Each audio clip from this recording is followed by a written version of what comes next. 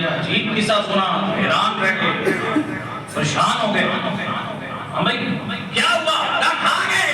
روتے بھی ہیں، جھوٹے موٹے آنسو آ رہے ہیں. بھیڑیا کھا گیا. ہم نے بھیڑیوں کو پکڑ کے لایا ہے ثبوت کے طور پہ. یہی بھیڑیا ہے جس نے یوسف علیہ السلام کو کھا لیا. حضرت یعقوب علیہ السلام نے فرمایا ٹھیک ہے میرے بیٹو، اگر تم سچ کہتے ہو. آپ نے ان کے ہاتھ سے رسی سے بندھا ہوا بھیڑیا اپنے ہاتھ میں پکڑ لیا، انہیں ادھر بٹھا دیا، ایک بند کمرے میں اندر چلے گئے. اس بھیڑیے کو لے کر کے وہاں اس بند کمرے کے اندر گئے.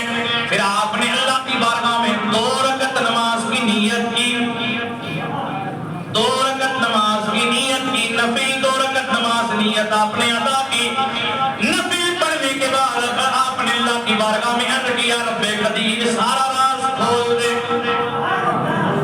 اے پروردگار سارا راز اپنے نبی پہ کھول دے.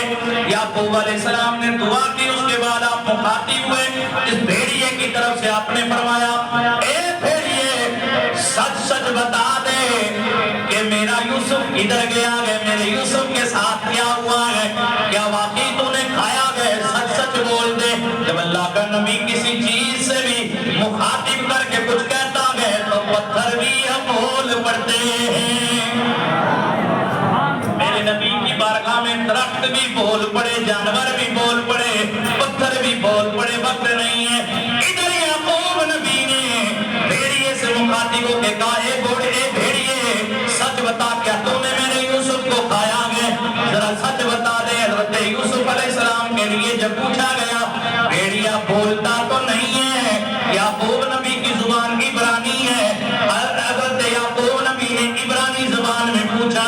یہ بھیڑیا کہنے لگا اللہ تو مجھے عبرانی زبان کی قوت گویائی عطا فرما، قوت گویائی عطا فرما. اللہ نے عبرانی زبان اس بھیڑیے کو عطا فرما دی. وہ بھیڑیا فوراً عد کرنے لگا اللہ کے نبی یعقوب نبی میں سچ بتاتا ہوں میں نے آپ کے بیٹے یوسف علیہ السلام کو نہیں کھایا.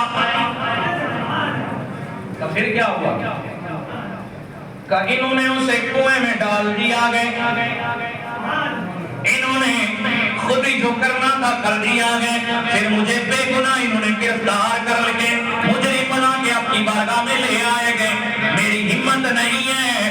اے اللہ کے نبی آپ بھی جانتے ہو کہ اللہ نے نبیوں کے جسم کا کھانا، 3 نبیوں کے جسم کا کھانا زمین پر، آگ پر، درندوں پر حرام کر دیا گئے. اللہ کے نبی کے جسم کو نہ زمین ٹچ کرتی ہے، نہ آگ ٹچ کرتی ہے، نہ کوئی درندہ نزدیک جاتا ہے.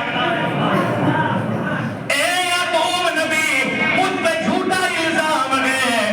میں نے تیرے بیٹے آپ کے بیٹے یوسف کو بالکل بھی دیکھا تک نہیں ہے، دیکھا تک نہیں ہے. حضرت یعقوب علیہ السلام نے فرمایا کہ پھر تو بتا تو کیسے گرفتار ہوا، تجھے انہوں نے کیسے اپنے چنگل میں لے لیا، تجھے کیسے پکڑ لیا، تو اپنی روایت سنا دے.